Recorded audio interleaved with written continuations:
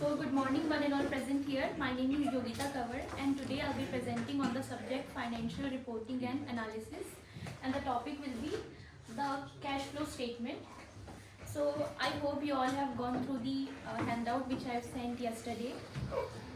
So by watching this slide, the what comes to your mind that what is cash flow statement is about? Accounts. Cash coming Cash inflow and Cash outflow, inflow and whatever in outflow. business. and anyone else? Okay, so moving forward. So cash flow statement is like we make P&L statement, balance sheet. So similarly we make cash flow statement. Okay, so cash flow statement, it is very important to circulate the cash. It is very important for cash to circulate properly in any business, so that if it operates properly in any business, so it also helps to see and how it operates properly in the flow of cash in within the organization.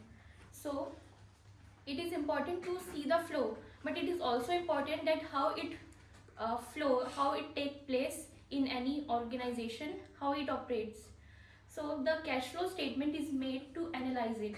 Okay, so moving forward with the contents of our today's presentation, we'll start with the introduction of cash flow statement, and then purpose, the three categories of cash flow statement and format of cash flow statement.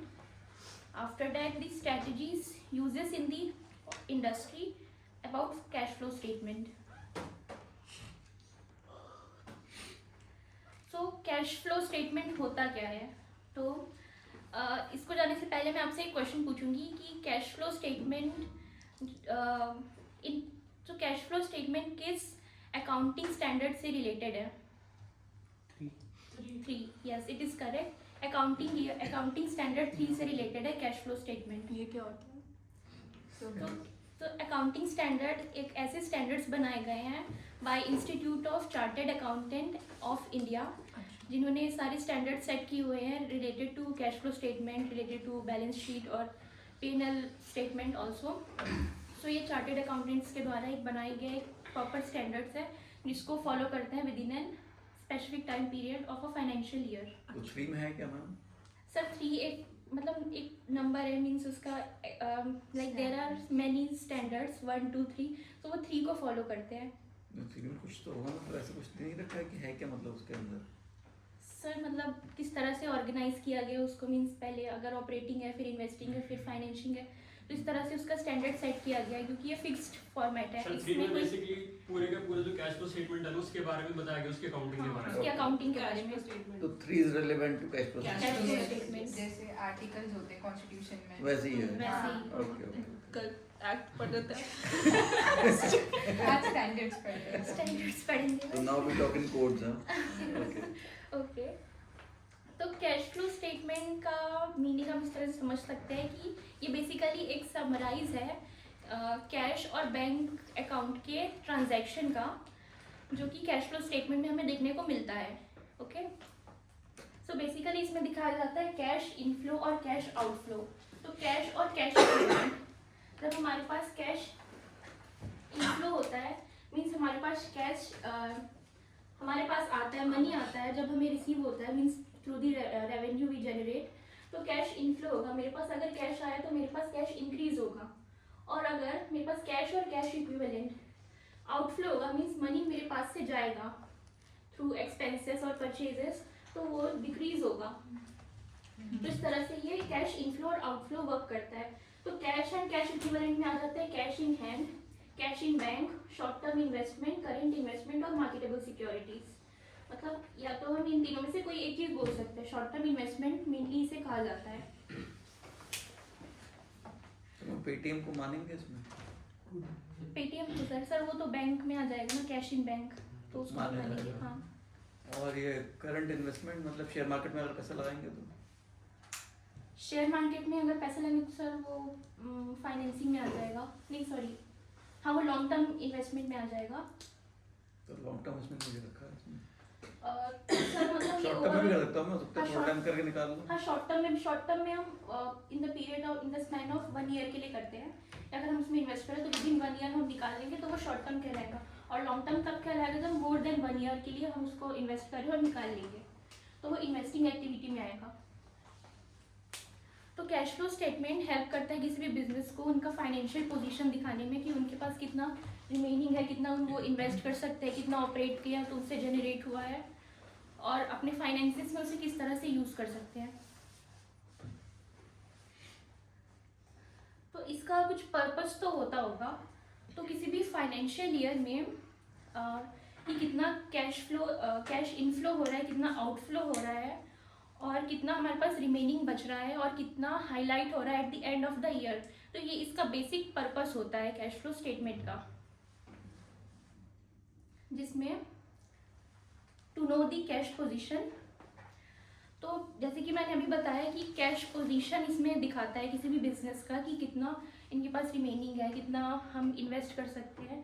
तो basically position दिखा रहा है ताकि हम आगे अगर अपना business suppose expand करना चाहे तो हमको पता रहे कि इतना हमारे पास है, इतना एक्सपेंस है, इतना कैश है हमारे पास in hand in bank, so that it shows the cash position and to check liquidity। तो liquidity क्या होती है? liquidity होती है it is an ability to pay for short term expenses। जैसे कि short term expenses में क्या आ सकते हैं, कोई एग्जांपल? शॉर्ट टर्म एक्सपेंसेस क्या हो सकते हैं? पेन खरीदा, स्टेशनरी खरीदा। ओके, जैसे परचेज हो गया, और कुछ रेंट पेमेंट। रेंट पे, और food okay food cost. Okay food like raw materials में कंसीडर कर लेते हैं उसको, फूड और जो भी हो मटेरियल्स में इंक्लूड कर लेते हैं, मीन्स परचेज में ही वो इंक्लूड होगा। और जैसे कि हम जैसे रेंट कहा और परचेज का एग्जांपल दिया, और सप्लायर्स हो सकते हैं इसमें, और सैलरीज हम जो पे कर रहे हैं अपने एम्प्लॉयज़ को वो इसमें इंक्लूड होते हैं लिक्विडिटी में। टू चेक द लिक्विडिटी कि हम कितने कैपेबल हैं कि हम ये सारी चीज़ें तो पे कर ही सकते हैं अपने ऑर्गेनाइजेशन के बिजनेस के हिसाब से। And after that to understand cash sources and uses, कि कैश के सोर्स क्या क्या है, मीन्स पैसे कहाँ से आ रहे हैं, उसके सोर्स क्या क्या हो सकते हैं।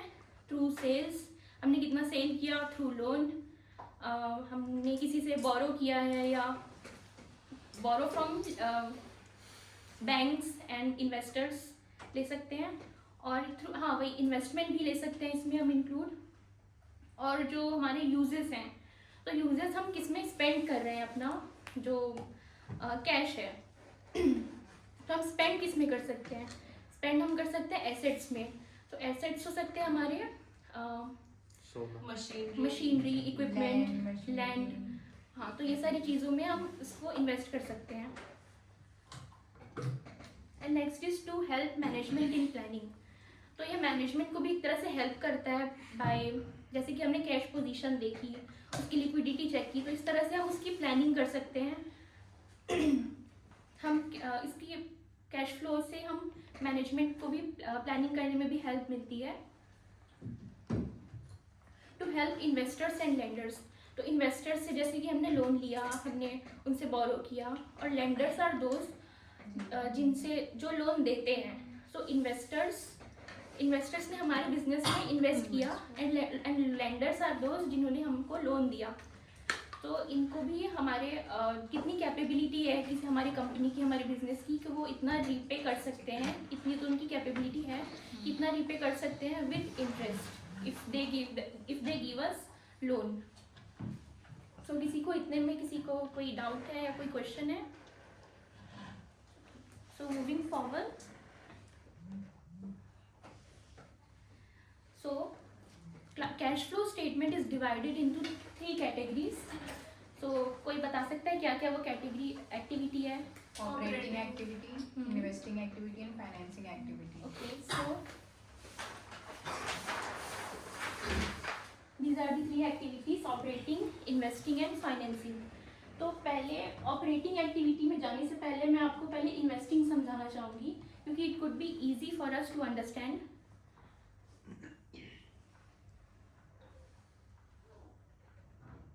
इन्वेस्टिंग एक्टिविटीज़ में दो चीज़ें होती है, एक तो फिक्स्ड एसेट होता है और दूसरा इन्वेस्टमेंट होता है।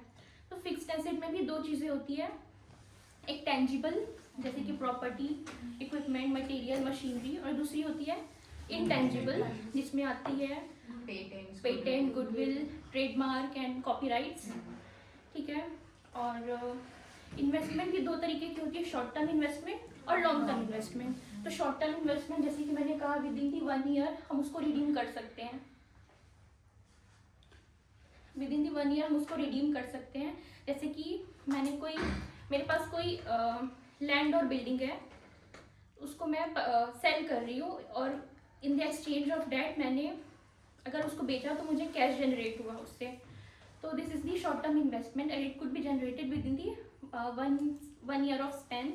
And for the long term investment which is more than 1 year we can redeem, मतलब 1 साल के बाद भी हम उसको रिडीम कर सकते हैं उस लॉन्ग टर्म इन्वेस्टमेंट को।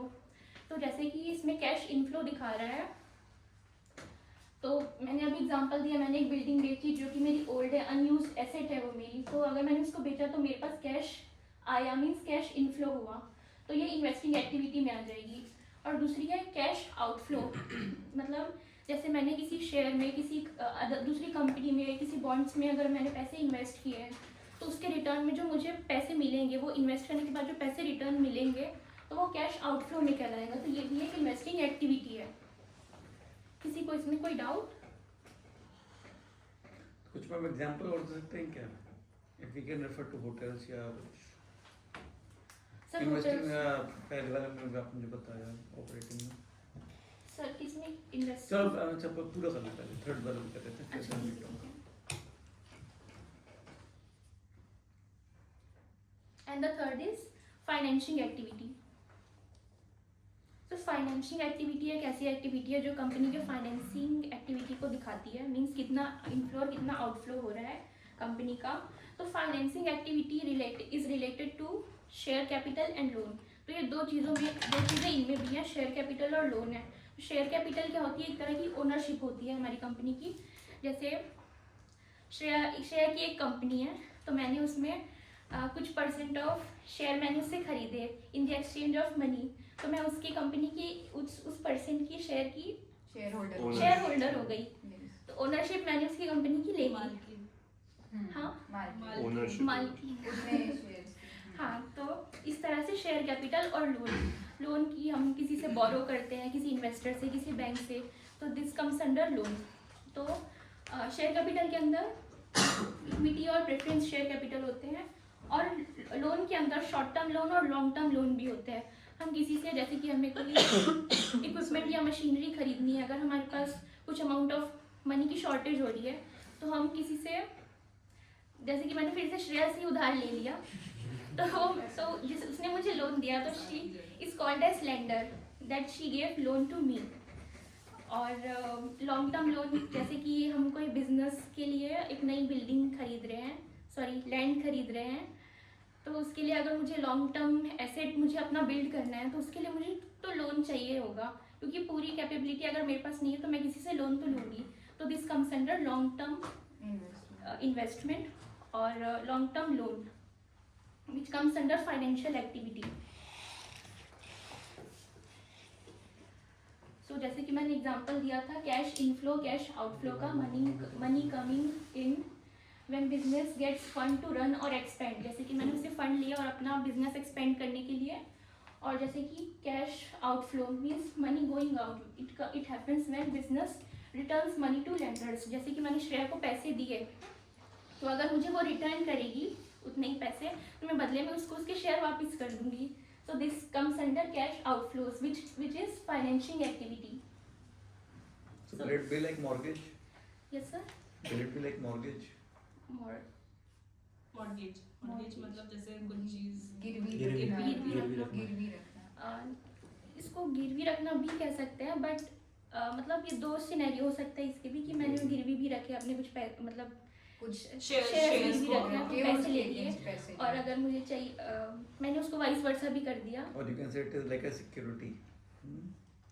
As a security, you've As a given your security, shares हाँ. to हाँ her. हाँ शेयर्स टू मॉर्गेज में जनरली होता है कि मॉर्गेज उन चीजों का रखा जाता है जिसकी फिजिकल प्रेजेंस होती है, मॉर्गेज शेयर्स को नहीं कह सकते इसको। अच्छा मतलब जो जल्दी लिक्विडिफाई हो सकते हैं बेसिकली। फिजिकल प्रेजेंस जिसकी नहीं होती उसको मॉर्गेज में नहीं रख सकते हम लोग ऐसे। ओके सर यही होता है।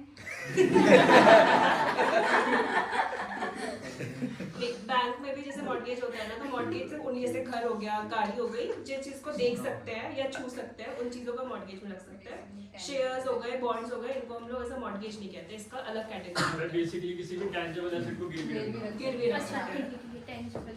एक वो भी होता है ना, पॉनी, क्या होता है वो? पॉन होता है ना, पॉनी, पॉनर। चलो फॉरगेट इट। सेट पड़ा तो होगा। ऐसा कुछ होता है ना टर्म? ये हाँ होते हैं। पॉनी, पॉनर होता है। पॉनी पॉनर वही होता है, एक बंदा जो गिरवी रखता है, दूसरा जो मतलब जिसके पास पैसे आ रहे पैसा आ हैं। रहा हाँ उसमें उनकी टर्म्स बेसिकली लेंडर और बोरोवर का ही उसी को, हाँ.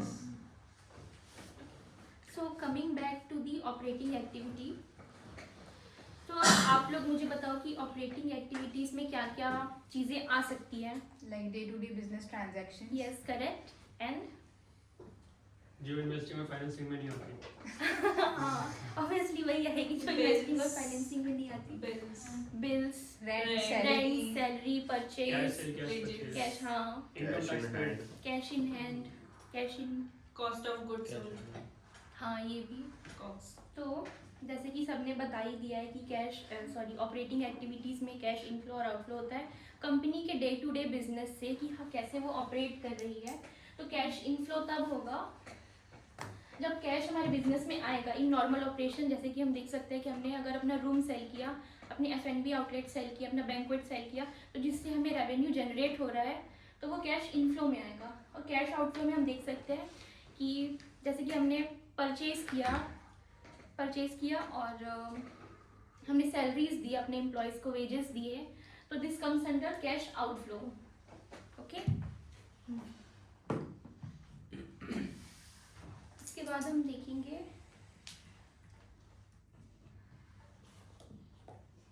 Format of cash flow statement.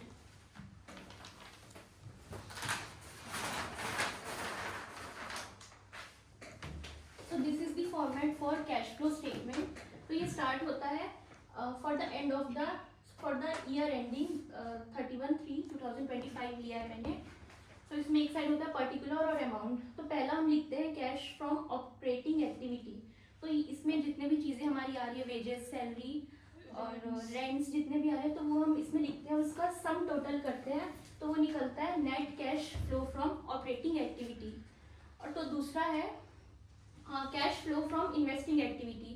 तो इसमें क्या क्या चीज़ें आ सकती है, जैसे कि हमारे सेल एंड परचेज, हमारे इक्विपमेंट जो हमारे पास है, मशीनरी, ये सारी चीज़ें हम इसमें इंक्लूड कर सकते हैं जो मैंने अभी एग्जांपल दिए। तो उसका सम टोटल जो निकलेगा वो आएगा net cash flow from investing activity. तीसरा है cash flow from financing activity. तो इसका भी वही जो एग्जांपल दिया, शेयर्स हो गए, जो लोन्स हो गए, उसका लिख के इसका सम टोटल जो आएगा net cash flow from financing activity. तो ये सारे फॉर्म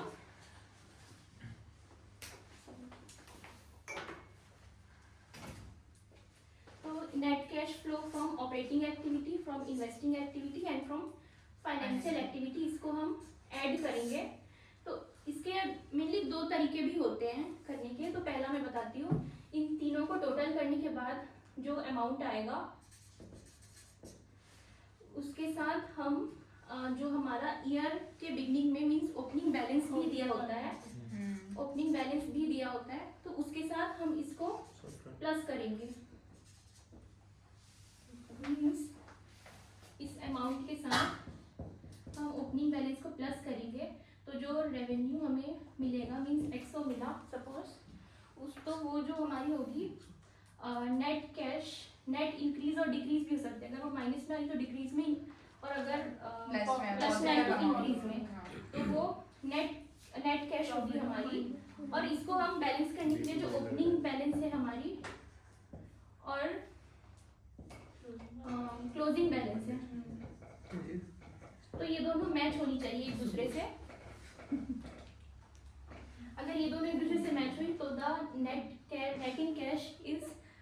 परफेक्ट। तो ये पहला मेथड हो गया। दूसरा हो गया कि investing minus financing, sorry investing plus financing. तो इसके बाद जो हमारा अमाउंट आया, सपोज पीओ आया, मीन्स इन्वेस्टिंग और फाइनेंसिंग, मीन्स ये और ये, इसको प्लस करने के बाद इसका जो नेट कैश है, इसको प्लस करने के बाद जो अमाउंट आया वो पीओ है सपोज। तो पीओ को हम ऑपरेटिंग जो एक्टिविटी है हमारी, ऑपरेटिंग नेट कैश है, उसके साथ इसको माइनस कर देंगे पीओ को। तो जो हमारा रिमेनिंग जो हमारा बचेगा, जो मतलब जो सम जो पूरा सम करने के बाद जो आएगा हमारा अमाउंट वो, और जो eight the beginning of the year means opening balance जो था हमारा, सपोज एओ है, तो पीओ प्लस एओ जो अमाउंट आएगा मीन्स M2 आया सपोज। तो this is the net cash, net in cash which comes under, which may be comes in increase और डिक्रीज। तो इसका एक एग्जांपल मैं देती हूँ। मैम ये जो चल रहा है ऊपर से कुछ समझ नहीं आ तो इसमें समझा रही हूँ। अच्छा, हाँ ये दिया अभी है। there's a doubt. हाँ Ask. इसमें बता रही हूँ। अरे देख तो लो कि पूछने के चाह रहा है। हाँ हाँ, किसी को कोई डाउट है? वो अमाउंट सब्ट्रैक्ट होगा या वो माइनस होगा? ये वाला ऊपर प्लस होगा, ये वाला ऊपर और ऊपर ये वाला हाँ ये प्लस होगा। ये जो अमाउंट आया है मतलब ओपनिंग और क्लोजिंग जो नेट इंक्रीज और decrease in cash flow statement निकला वो ओपनिंग बैलेंस में ऐड करने को बोल रहे हो आप, और फिर जो अमाउंट आएगा जैसे that is XO you have written over there, तो वो एक्सओ जो आपने ऊपर उसके लिखा है ओपनिंग बैलेंस और क्लोजिंग बैलेंस, वो क्या था मतलब? तो ओपनिंग बैलेंस जो इसमें मैं बताती हूँ, जैसे कि इसमें ओपनिंग बैलेंस दिया है cash at the beginning of the year which is 1500। ये आप इसको सॉल्व भी कर सकते हो अपने कॉपी में, एक बार सॉल्व करके देख लो ताकि आपको बेटर समझ आए, या अपने फ़ोन में भी कर सकते हो। तो इसका बताती हूँ, cash at the beginning of the year ही है हमारा ओपनिंग बैलेंस, ठीक है, और cash at the year of the end हमारा क्लोजिंग बैलेंस है। तो ये मैच होना चाहिए। अगर हम ये वाला फर्स्ट वाला स्टेप अगर हम यूज़ करते हैं तो इसमें जैसे कि ऑपरेशंस की जो जितना भी सम टोटल हुआ वो इतना है, तो आप एक बार कैलकुलेट कर सकते हो, और इन्वेस्टिंग का इतना है। तो इन्वेस्टिंग प्लस फाइनेंसिंग आप एक बार ऐड करके देखिए कितना आ रहा है। तीनों ना? नहीं, सिर्फ इन्वेस्टिंग और फाइनेंसिंग। ब्रैकेट में लिखा है that means it's negative. Negative है ना? हाँ because it's written in bracket में कुछ भी लिखा होता है अकाउंट में तो इट्स नेगेटिव। नेगेटिव होता है। हर प्लस तो कर लो। हाँ तो करो एक बार बता रही हूँ। हाँ 1,28,400। उसको ब्रैकेट मतलब कि माइनस हो जाएगा वो basically। minus हाँ, में आएगा। इधर करके तो Value देखो। minus में आएगा। हाँ, तो इन्वेस्टिंग प्लस फाइनेंसिंग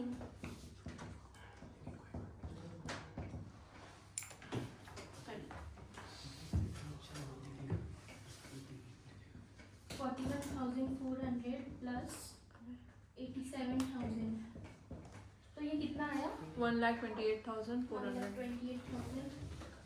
28,400। तो ऑपरेटिंग जो एक्टिविटी है हमारी, मतलब ऑपरेटिंग नेट कैश है 147,000 माइनस जो ये हमारा है सम टोटल करने के बाद जो ये आया है ये मीन्स 128,400, 1,28,400। तो इसको ये 147 के बाद 900 है बेटा आगे। सॉरी 147 900 900। हाँ, तो ये करने के बाद कितना मिल रहा है? 19,500। 19,500। तो ये हमारा हो गया net increase net increase in cash. तो ये इंक्रीज हुआ मीन्स ये प्लस में आ गया, ठीक है। तो ये 147 में 15,000 भी थे। सर अभी बता रही हूँ। अच्छा तो हम जैसे कि हमने देखा हमारा ओपनिंग बैलेंस था 15,700, तो हम उसको इसके साथ ऐड कर देंगे मीन्स 15,700। ये दोनों को प्लस करने के बाद कितना आ रहा है? 35,200। 35,200। तो ये हमारा cash at the end of the year निकल गया। सही है। तो ये हमारा आंसर है। तो ये जो हमारा जो नेट इन कैश निकला है, अगर ये माइनस में निकलता तो ये इंक्रीज होता, ये प्लस में तो ये अभी हमारा प्लस में निकला है, तो ये इंक्रीज कहलाएगा, नेट इंक्रीज इन कैश। तो ये जो हमारा जो ये क्लोजिंग बैलेंस हो गया, तो ये क्लोजिंग बैलेंस बैलेंसिंग, ये हमारा नेट इन कैश हो गया। सही बोल रहे हो। हाँ, तो इसमें किसी को कुछ डाउट है कि किसी को कोई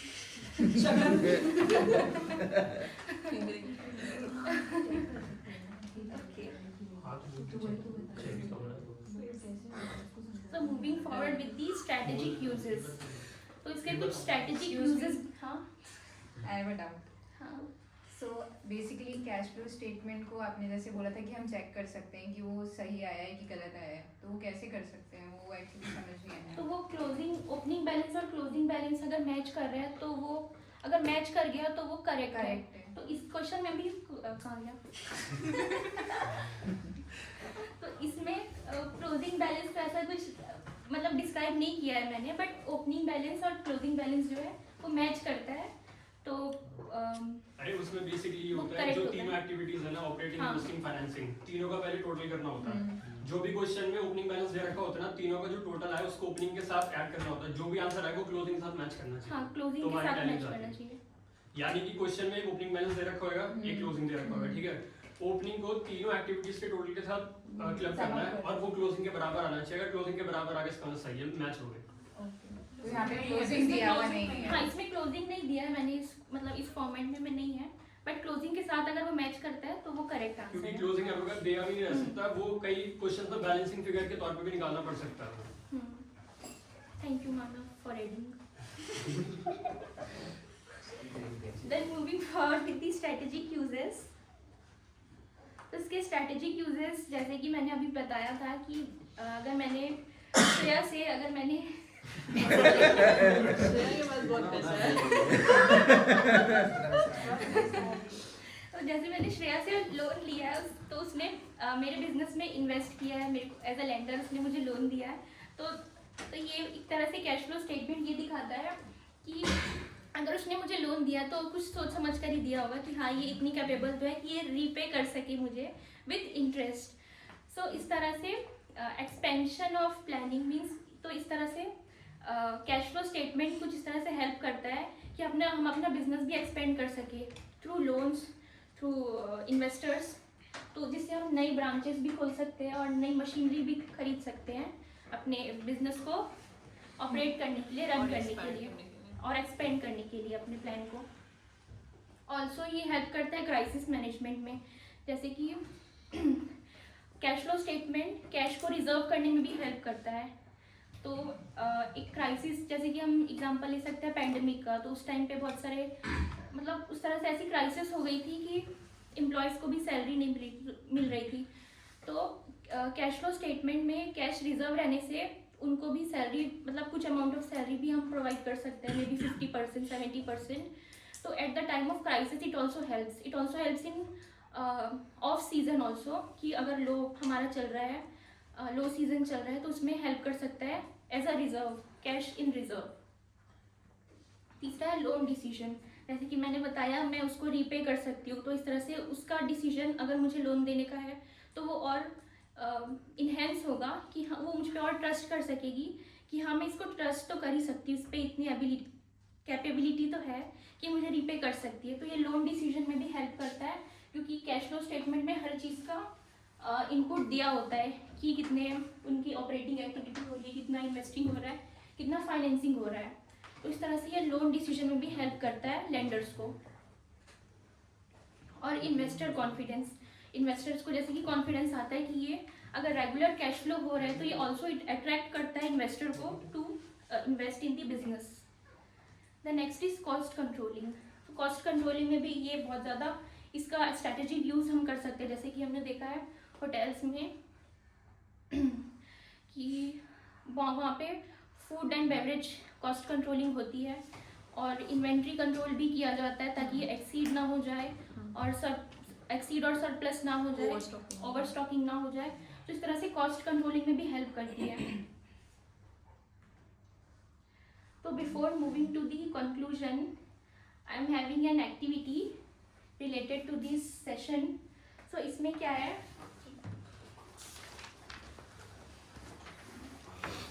इसमें I have chits, so you can come one by one sir one by You one can बुला distribute सकते it. डिस्ट्रीब्यूटेड ओके सो ये चिट्स में जो भी आंसर आएगा सॉरी जो भी क्वेश्चन रहेगा तो वो आपको मतलब ये तीनों जो एक्टिविटी थी ऑपरेटिंग इन्वेस्टिंग और फाइनेंसिंग तो आपको आइडेंटिफाई करना है कि कौन सा जो इसमें क्वेश्चन है वो कौन सी एक्टिविटी से रिलेटेड है ठीक है तो जो भी विनर होगा जिसने सही आंसर किया देगा जो भी सही आंसर उसको एक रिवॉर्ड मिलेगा जो सही आंसर देगा उसको ही मिलेगा क्या बात सर भी पार्टी और कोई पूछेगा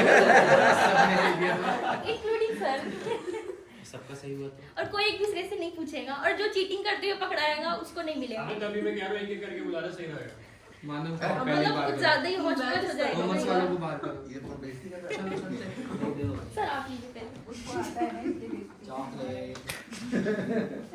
है दो तिक्की उठा रहा है ये तो चीटिंग कर रहा है रिवॉर्ड कितने चीटिंग कर रहा है मेरा प्राइस पहले दो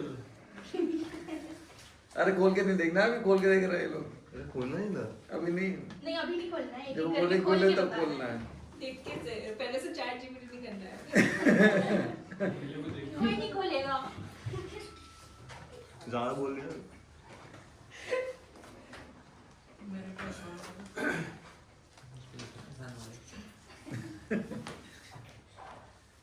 ठीक है तो 2 बज गया अगर किसी और को बाद में मानव ठीक है पहला पवित्र नहीं वहाँ से अच्छा ठीक है एरियन क्लॉकवाइज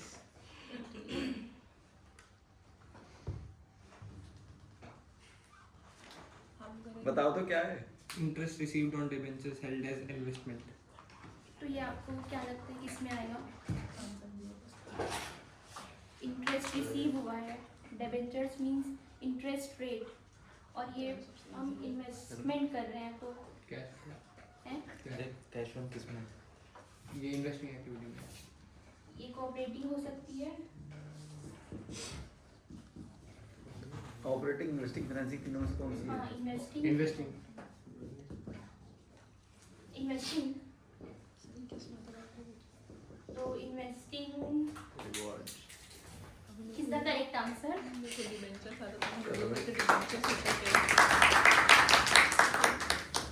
रिवॉर्ड क्या है ठीक है रिवॉर्ड पूछो पूछो क्यूआर अच्छा है तो और सोर्स है ठीक है सेकंड तत्सत highly liquid marketable securities without risk of change in value तो ये किसमें आ सकती है या तो ये तीनों हो सकती है या कैश एंड कैश इक्विवेलेंट भी हो सकती है तो कैश इक्विवेलेंट में ये सारी चीजें आती है cash in hand cash in bank और शॉर्ट टर्म इन्वेस्टमेंट्स या तो ये तीनों या ये this is the fourth option cash and cash equivalent investing investing wrong answer तो ये कैश एंड कैश इक्विवेलेंट के अंदर आएगा चॉकलेट रेंट दे दिया था पहले इंडिया तो उसने किसमें आएगा कैश एंड कैश इक्विवेलेंट में क्योंकि वो एक क्या शॉर्ट टर्म point है? इन्वेस्टमेंट है मेरे को भी ऐसी आंसर पता चला था।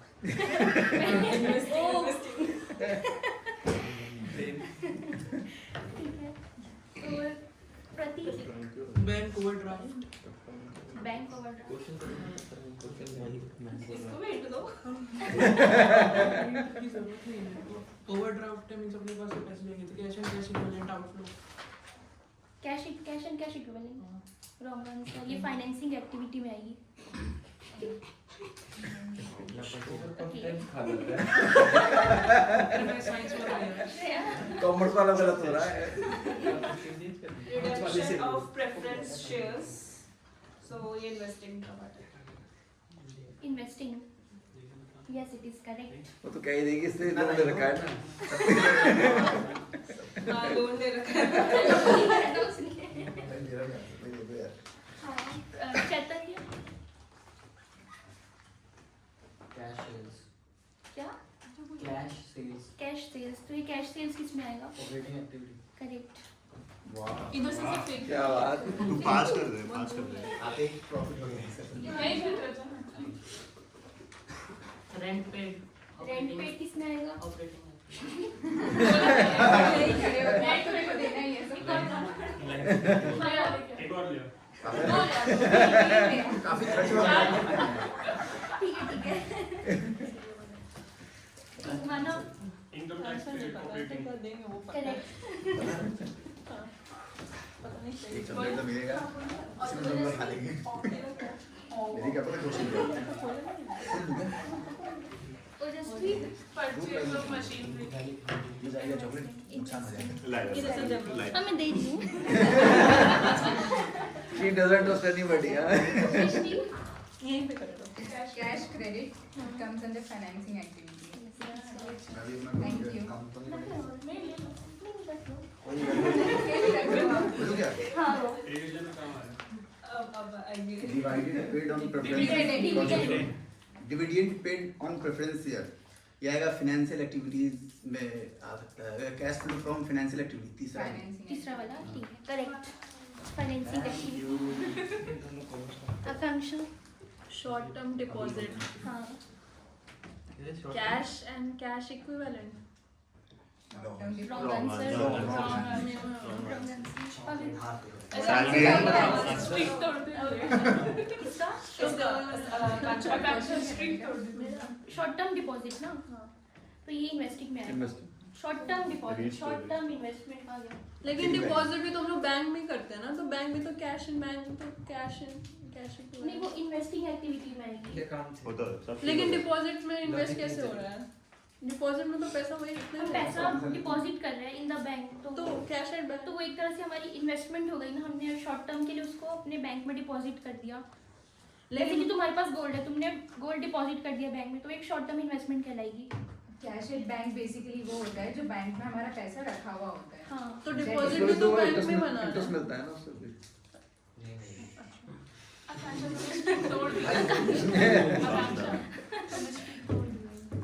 कोई बात नहीं रीच होगा अभी देखो अभी क्या करेगा। Salary and wages salary financing activity thank you operation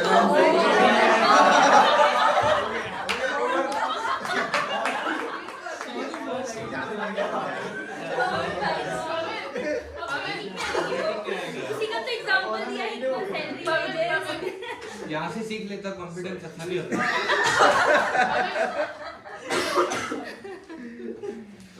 sir sir को दो देना यार। Cash paid to suppliers cash paid तो ऑपरेटिंग हुआ है तो कैश पेड टू सप्लायर हाँ Yes. मुझे लगा मास्टर का गलत ना हो जाए करेक्ट इसको दे दो भाई इसको बांट ले आधा आधा ठीक है that is all about the session